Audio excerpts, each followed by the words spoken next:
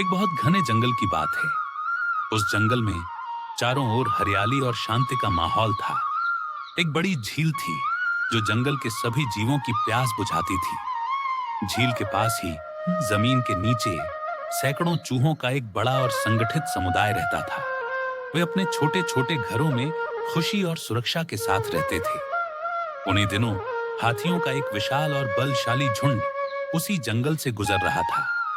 वे रोजाना अपनी प्यास बुझाने के लिए उसी झील तक जाते थे, अपनी भव्य चाल से जमीन को हिलाते हुए। हाथियों का रास्ता ठीक चूहों के घरों के ऊपर से गुजरता था। जब वे भारी भारी कदमों से चलते तो कितने ही बेचारे चूहे कुचले जाते थे और उनका जीवन खतरे में पड़ गया था। चूहों के राजा ने यह गंभीर समस्या देखी। उसने साहस और विवेक से काम लिया। उसने हिम्मत जुटाई और हाथियों के राजा के पास गया। सिर झुकाकर विनम्रता से बोला, हे राजा, हम जानते हैं कि आप बहुत शक्तिशाली हैं, पर हम बहुत छोटे हैं। आपके चलने से हमारे कई साथी मर जाते हैं। हम आपसे विनती करते हैं कि क्या आप झील तक जाने का अपना रास्ता थोड़ा बदल सकते हैं?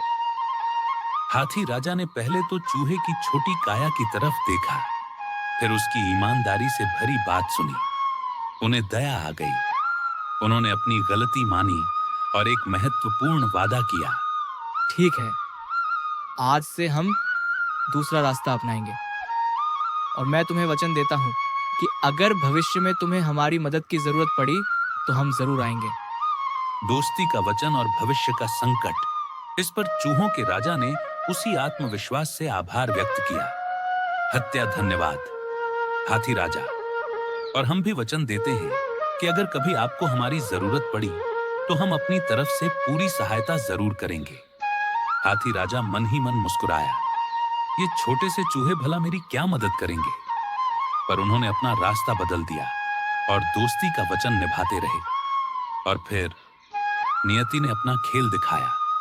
एक दिन चालाक शिकारियों ने उसी जंगल में एक मजबूत जाल बिछाया। हाथियों का झुंड उसी जाल में बुरी तरह फंस गया। वे बहुत शक्तिशाली थे, पर जाल की रस्सी इतनी मजबूत थी कि वे खुद को आजाद नहीं कर पाए। वे दर्द और निराशा से चिंघाड़ने लगे।